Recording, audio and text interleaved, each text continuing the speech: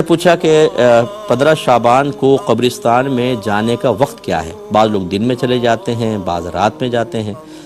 دیکھیں، اگر آپ سنت کی ادائیگی کرنا چاہتے ہیں تو وہ رات کا وقت تھا کہ سرکار صلی اللہ علیہ وسلم سیدہ عائشہ صدیقہ رضی اللہ تعالی عنہا اس کے راویوں کہتی ہیں کہ میں اٹھی تو میں نے سرکار کو اپنے حجرے میں نہ پایا، تو میرے دل میں یہ گمان پیدا ہوا کہ شاید نبی کریم صلی اللہ علیہ وسلم کسی اور زوجہ کے پاس چلے گئے ہیں، تو میں تحقیق کے لیے باہر نکلی تو میں نے دیکھا آپ کو کچھ آگے گئی تو جنت البقیع میں نے آپ کو موجود پایا۔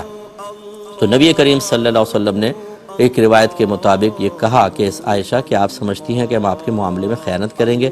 عرض کی یا رسول اللہ یہ بات نہیں، میں نے دیکھا کہ آپ نہیں ہیں تو پھر میں باہر آ گئی۔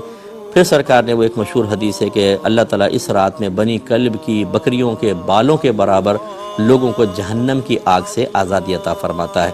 تو یوں اس سے تو یہ ظاہر ہوتا ہے رات میں میرے آقا صلی اللہ علیہ وسلم تشریف لے گئے، اور اس سنت کی ادائیگی کے لیے پھر آپ مغرب کی نماز کے بعد سے لے کر اور سحری کے درمیان تک اس پورے رات میں اگر کسی ٹائم آپ جائیں گے تو انشاءاللہ یہ سنت مستحبہ ادا کرنے کا موقع آپ کو مل سکتا ہے۔ بہرحال دن میں چلے جائیں تو مطلقاً قبرستان جانا بھی سنت ہے، تو وہ سنت کی ادائیگی ہو جائے گی، لیکن خاص شعبان کی 15 شعبان کی رات میں اگر آپ چاہتے ہیں تو سنت کی ادائیگی ہے، جس کو میں سنت مستحبہ کہہ رہا ہوں، تو پھر رات میں جائیے آپ۔ ایک مختصر یہ کہتے ہیں کہ امام صاحب نے بازو فولڈ کر کے نماز پڑھا دی، کیا حکم شرع ہوگا؟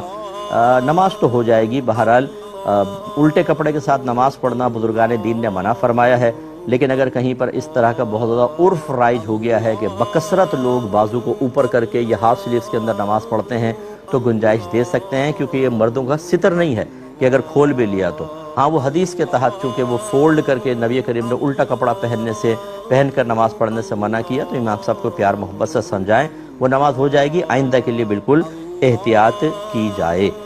یہ کہتے ہیں کہ کیا شعبان کے پورے مہینے روزے رکھ سکتے ہیں؟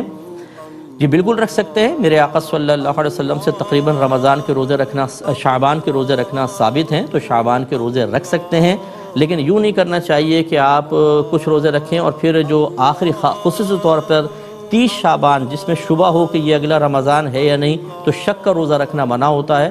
ہاں اگر آپ لگاتار رکھتے آ رہے ہیں تو پھر اس میں بھی آپ رکھ سکتے ہیں۔ تو بہرحال شعبان کے پورے مہینے بھی روزے رکھنے میں کوئی شرعی طور پر قباحت نہیں، نہ کوئی ممانعت ہے۔